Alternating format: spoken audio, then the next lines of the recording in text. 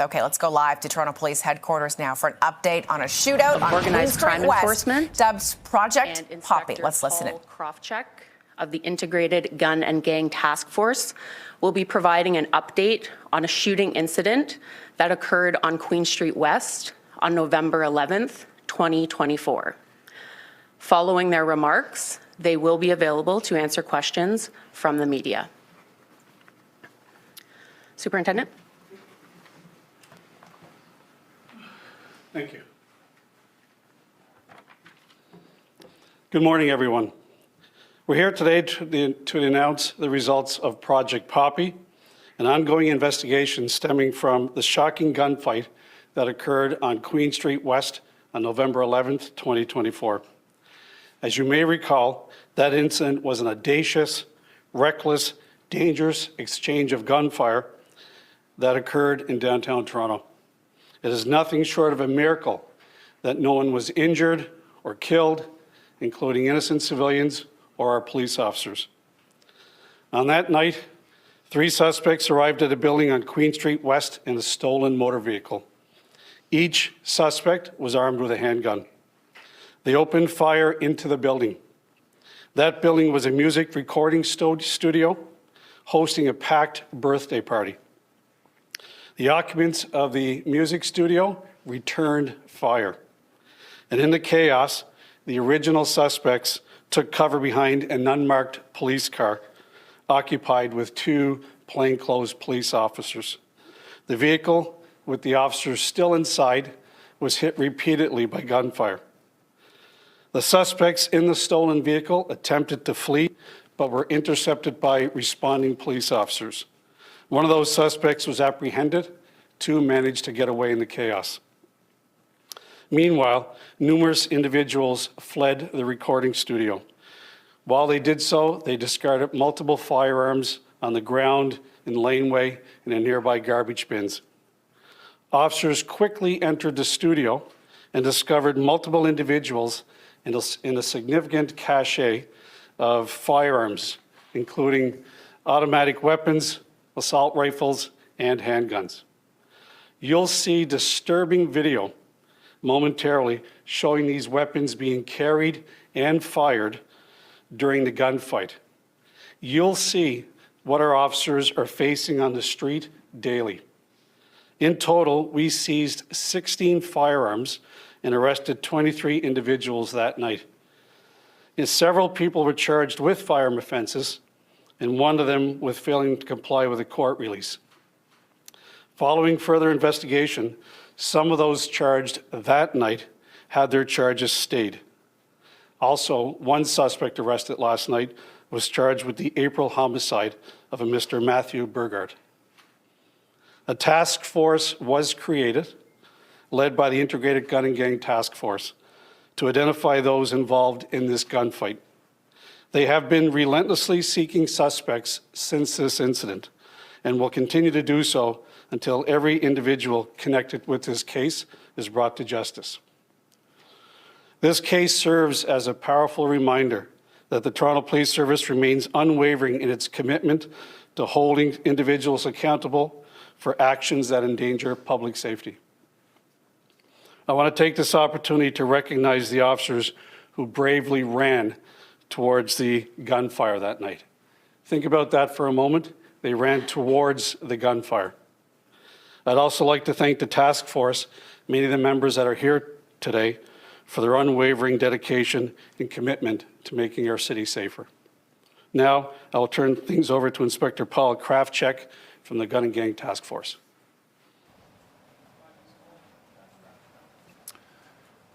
Good morning, everyone. Before I begin, I want to take a moment to acknowledge the bravery of the men and women who responded to the incident that night. They found themselves in the middle of a firefight and responded with such bravery. These officers put their lives on the line to arrest numerous individuals and seize a significant number of firearms that night. This was an egregious act in the city. What you'll see in this video is not just illegal, it's brazen.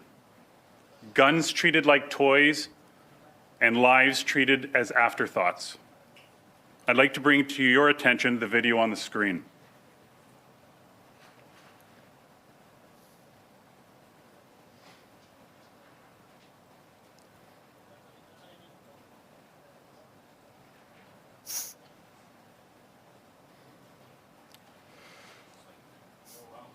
This was a group of individuals who seemed alarmingly comfortable not only carrying illegal firearms, but also treating them like props at a party. You'll see they casually play with the handguns and rest them on their laps before dancing around like it's some kind of celebration. What started as reckless posturing escalated into chaos as we allege they began to fire back at a rival gang, wildly spraying bullets into the street without any regard for human life. It's shocking behavior that underscores the danger these individuals pose in our communities. In the aftermath of this incident, we assembled a dedicated task force. Members from the Integrated Gun and Gang Task Force, centralized shooting response teams, and street teams, along with the Public Safety Response Team, investigators from 14, 52, and 31 Division, the Homicide and Missing Person Unit's Forensic Video Analysis Unit, and Intelligence Services all came together to launch Project Poppy in November of 2024.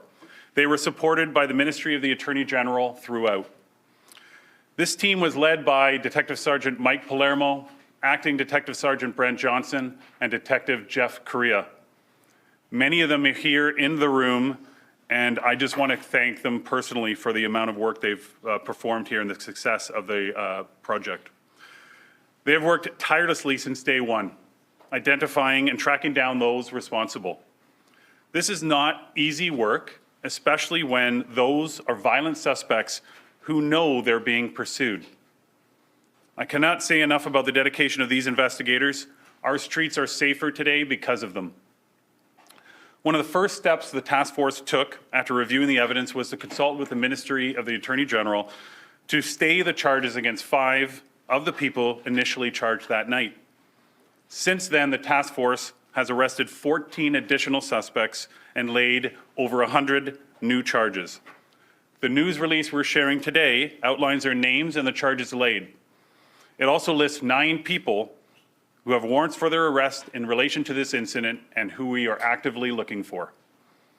The ages of the individuals arrested range from 16 to 30, with the average age being 22. We allege that almost all those arrested were directly involved in the shootout or were in possession of 1 or more firearms. Additionally, during the investigation, we arrested an associate of one of those accused who was breaching the conditions of a court-ordered release. At the time of his arrest, he was also found to be in possession of an illegal handgun. While we've made significant progress, there is still work to be done. We are actively looking for 9 other individuals we allege were involved that night. They are Mohammed Kehere, 28 of Brampton, Caleb Odulate Stewart, 25 of Toronto, Olad, 25 of Toronto, Jadane Hamblett, 22 of Brampton, Jamarlee Smith, 23 of Toronto, Delano Williams, 25 of Toronto, Jonari Walker, 19 of Brampton, Noah Belnaviz Esu, 19 of Mississauga, and a male youth who is now 18 but was 17 at the time of the offense, who is not being named. Let me end by saying this. Our message to anyone carrying illegal firearms or engaging in gun violence is clear. We will not stop coming after you. The work of the Toronto Police Service doesn't end when the gunfire stops. This city belongs to its residents, not those who threaten its safety. We'll continue working until that message is loud and clear.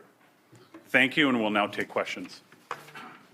Inspector Catherine from Lowell, can you speak to, you mentioned that after the task force was assembled, the first thing that happened was the Crown State charges against 5 suspects. Why was that done?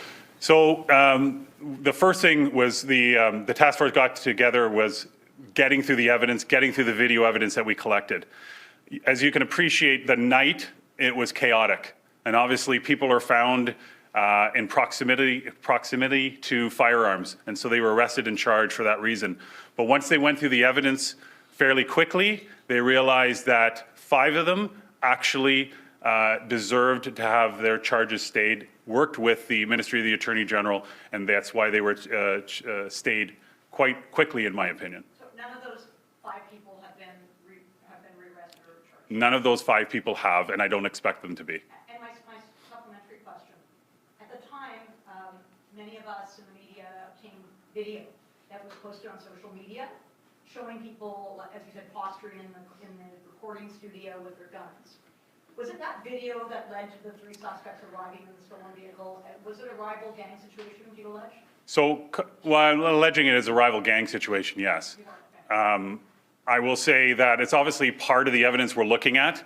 Common sense says that obviously if you're putting stuff like that on social media, it very well could grab the attention.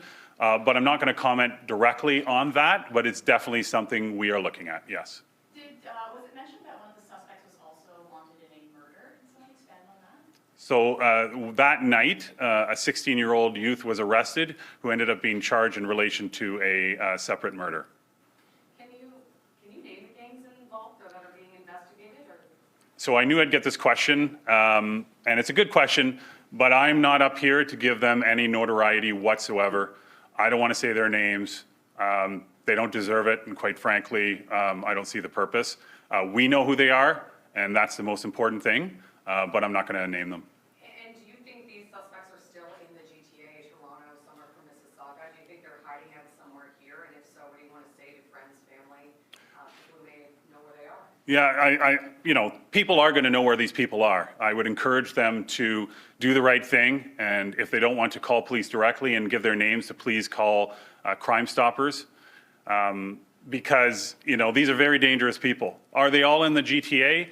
Likely not, but I'm sure some are, and we're actively looking for them.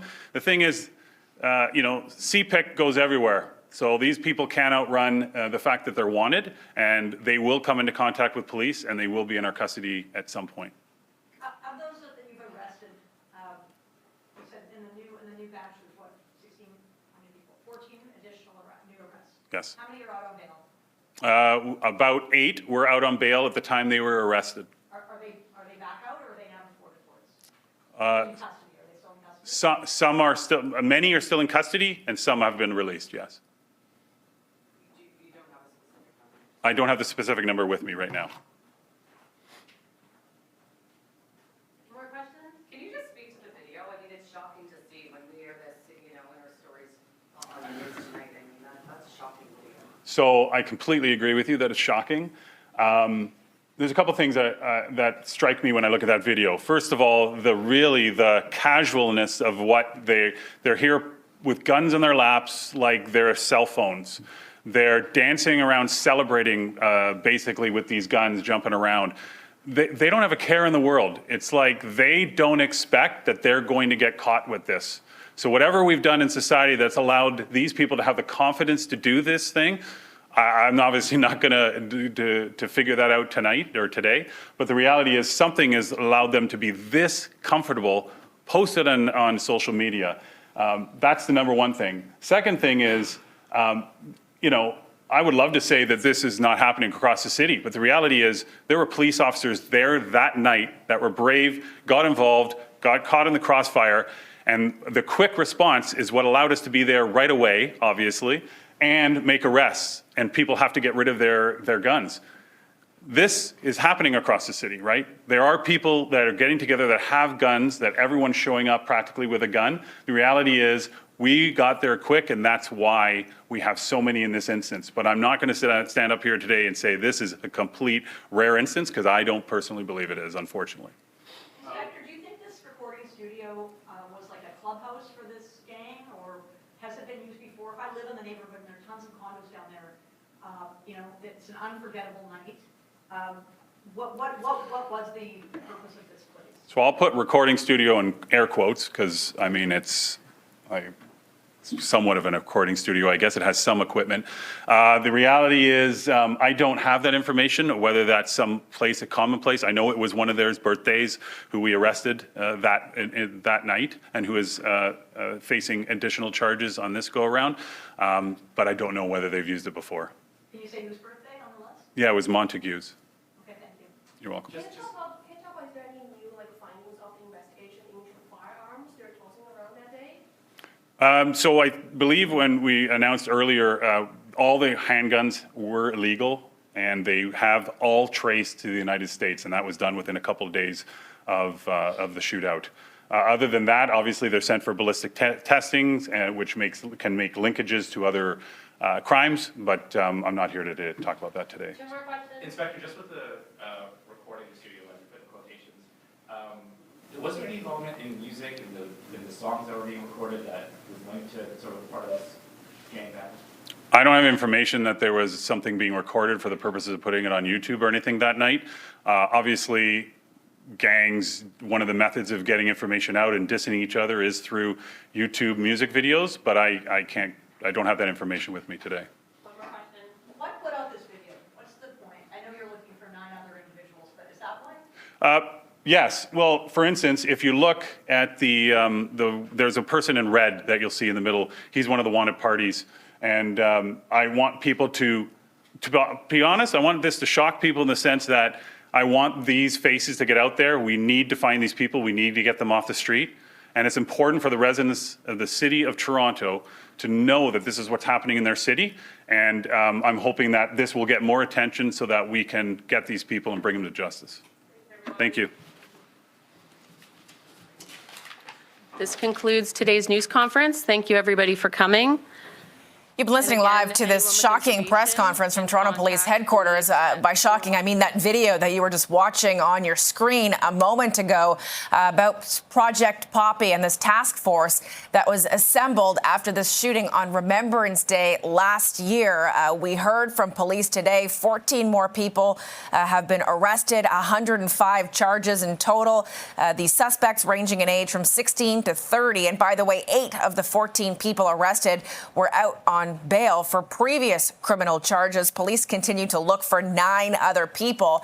And Inspector Krawchuk there of the Guns and Gangs Task Force saying very clearly he's alleging this is a rival gang situation. But that video certainly with some of these suspects that police are looking for shows people lackadaisically almost dancing with guns, automatic weapons, looks like Uzis, handguns.